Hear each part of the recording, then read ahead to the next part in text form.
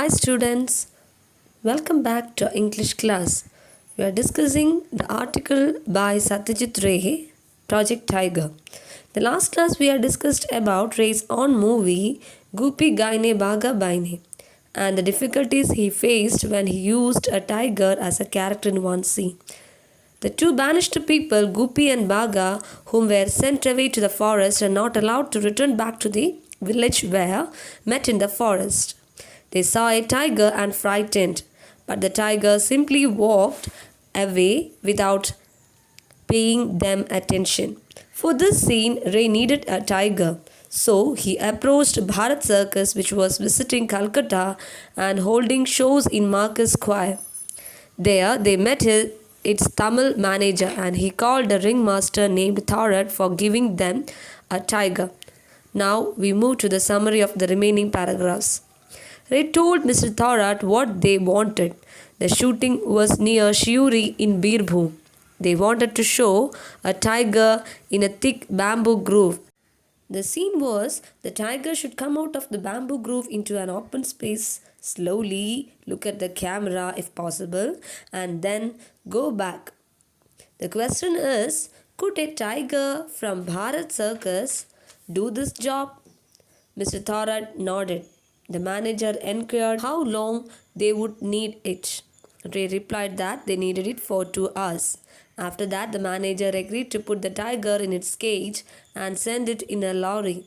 He invited them to take a look at the tiger. Ray asked the manager whether he thought it was going to be easy to set the animal free in the bamboo grove.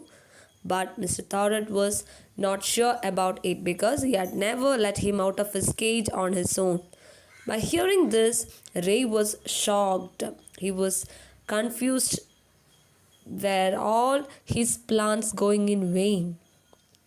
There was no way to show the tiger with a trainer.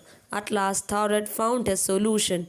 He would tie a wire round the tiger's neck. It will be thin but strong. Maybe it would remain invisible to the camera, but it was likely that the hair on the tiger's neck would be flattened by the wire, which would give the whole thing away. So, Ray decided to fix a wire to a collar made of a tiger's skin and then tied it round the tiger's neck. In a village called Norton Gram, they found a suitable bamboo grove to film the first meeting between Baga and Goopy and the appearance of the tiger. Mr. Thorat reached the shooting location with the tiger. There were about 25 people in the location. A few people took their permission to go with them to watch how they tackled the tiger.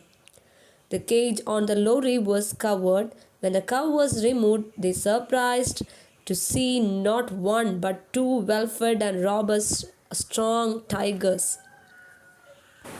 He brought two tigers because if one doesn't act properly, they can use the other. They mounted the camera on its tripod and placed it so that it faced the bamboo grove. As it was necessary to have one shot, Goopy, Baga, and Tiger together, they had to be within yards of the camera.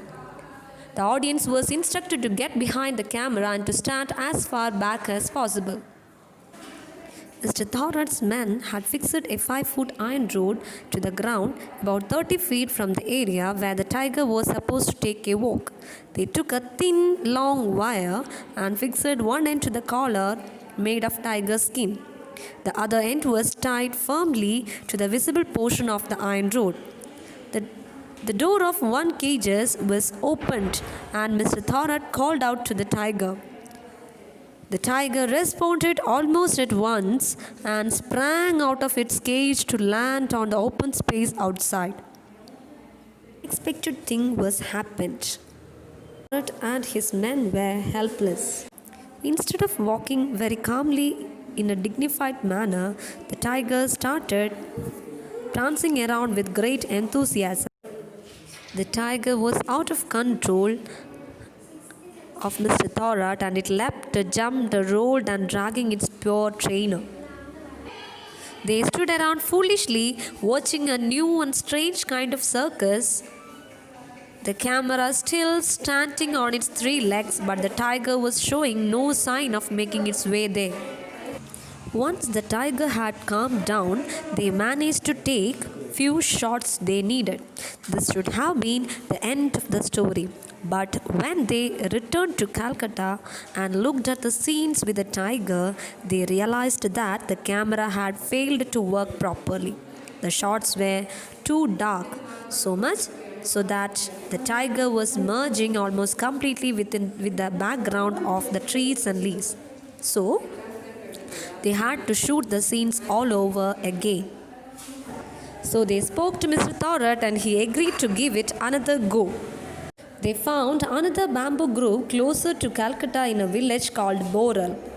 The lorry arrived once more with Mr. Thorat, the tiger, the steel wire, the special collar, and the iron rod. And with the lorry came the whole village. They told the villagers to be careful. They should stand at a distance of 70 feet, but no one paid any attention. The entire crowd moved as close to the camera as they could. They could not afford to waste any more time explaining and arguing. So they got the camera ready and signaled to Mr. Thorat. He opened the door of the cage. The instant the door opened with a clang, the tiger emerged with a loud roar and charged straight at the villagers gathered behind the camera. The crowd melted away as if by magic. After that, the great burst of energy, the tiger calmed down very quickly. Like an obedient child, it walked over to the spot they had chosen, walked quietly as it was required to, and then walked back to its trainer. This time the camera worked properly. When they returned to Calcutta and saw the scenes they had shot. It's time for glossary. Frowned means a serious expression. Petrified, terrified. Robust, strong. Tripod is support with three legs. Sedately, very calmly. Prancing to move with high steps. Futile, having no purpose. Effort, no time to do something. Clang, loud ringing sound. Ample, to walk at a slow, relaxed speed. Now it's time for model reading. We told him what we wanted. The shooting was taking place near Shivuri in Birbhum. We wanted to show a tiger in a thick bamboo grove. All the animal was required to do was come out of the bamboo grove into an open space.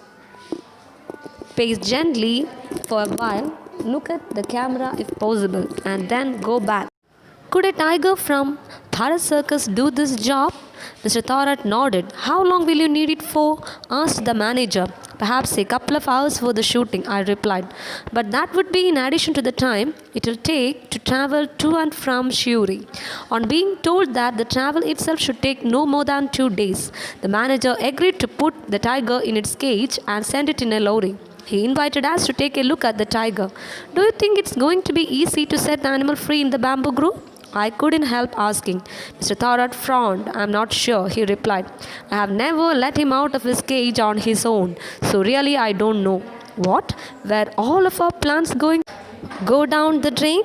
How could we let the tiger's trainer be seen with the animal? How could Gopi and Baga be petrified with fear if the supposedly ferocious animal was accompanied by a man? No, we could not allow that to happen. Mr. Thorat found a solution. I'll tie a wire round the tiger's neck. It will be thin but strong. If the wire was thin enough, perhaps it would remain invisible to the camera. But it was likely that the hair on the tiger's neck would be flattened by the wire, which would give the whole thing away. What if we found a collar made of tiger skin, fixed the wire to this collar, and then tied it round the tiger's neck? I said. In a village called Norton Gram, we found a suitable bamboo grove to film the first meeting between Gopi and Baga and the appearance of the tiger. Mr. Thorat reached the shooting location with the tiger. There were about 25 people in the location. A few local people took our permission to go with us to watch how we tackled the tiger. The cage on the lorry was covered. When the cover was removed, We were surprised to see not one but two well-fed and robust tigers. I decided to play it safe, Mr. Thorat explained. If one doesn't get it right, we can use the other. We mounted the camera on its tripod and placed it so that it faced the bamboo grove. The audience was instructed to get behind the camera and to stand as far back as possible. We had to stay relatively close to the bamboo grove, and Gopi and Baga too had to be within the yards of the camera, for it was necessary to have at least one shot that showed them together with the tiger.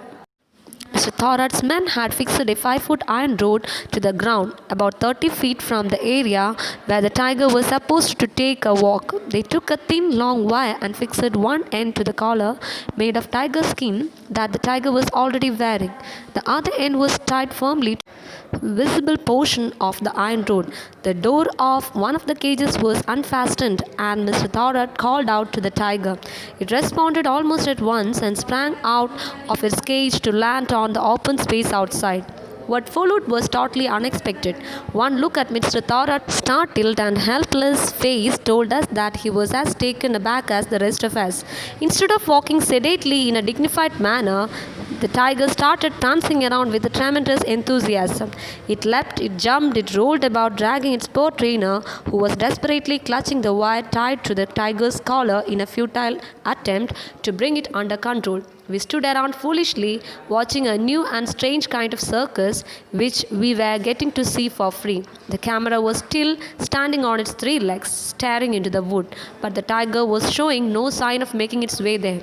Once the tiger had calmed down, we managed to take the few shots we needed. This should have been the end of the story. But when we returned to Calcutta and looked at the scenes with the tiger, we realized that the camera had failed to work properly.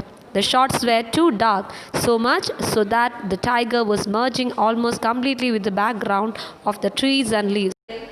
We had to shoot the scenes all over again. We spoke to Mr. Thorat and he agreed to give it another go.